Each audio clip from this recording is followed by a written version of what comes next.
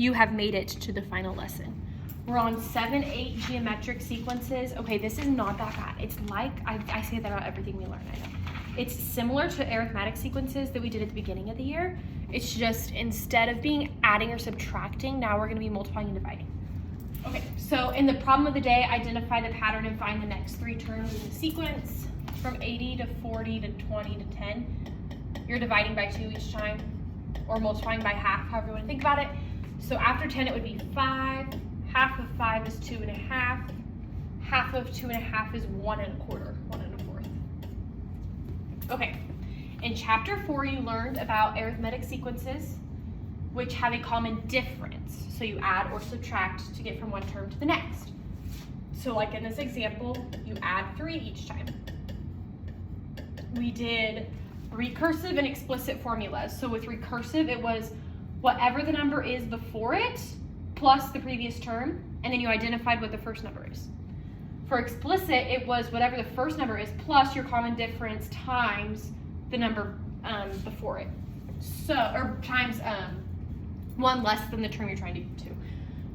So, it's similar with geometric sequences, except now we multiply to get from one number to the next. So from 3 to 6, it's times 2. 6 to 12 times 2, 12 to 24 times 2. They also have a recursive and explicit formula. We're just plugging numbers into a formula. That's it. Okay. So if we're going to tell over here which of the following are geometric sequences, from 20 to 200, that's times 10. From 200 to 2000, that's times 10. From 2000 to 20,000, that's times 10. So this one is a geometric sequence because it's multiplying, not adding. The next one, from 2 to 4, 4 to 6, 6 to 8, 8 to 10, the common thing would be plus 2. So that's not geometric because it's adding, not multiplying. From 5 to -5, you could take it times -1. -5 to +5, take it times -1. So you're just multiplying by -1 back and forth. And since that's multiplication, yes, it's geometric.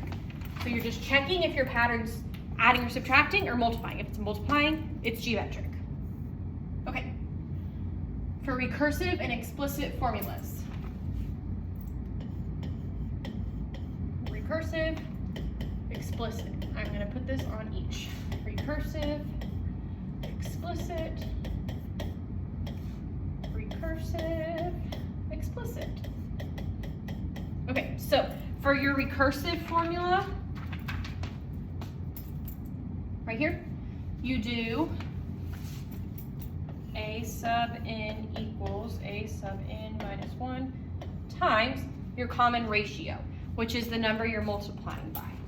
From 7 to 21, 21 to 63, you just multiply by 3 each time. So it's going to be times 3. And then you identify your first number. So a sub 1 equals 7.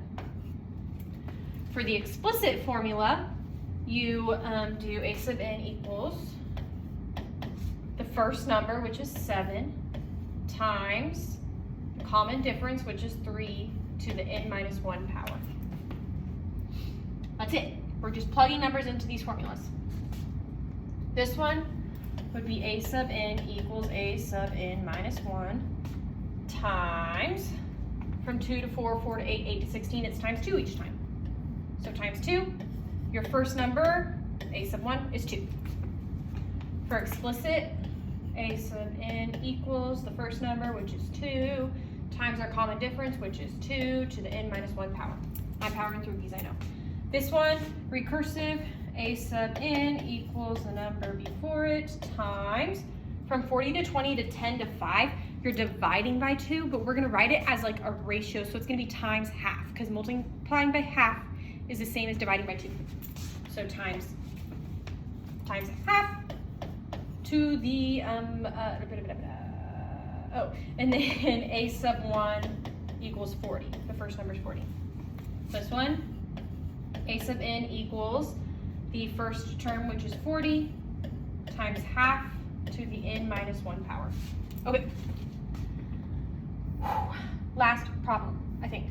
Yeah, last problem. Woo! Okay. So 2 managers created sequences to show the original price and the markdown price of an item.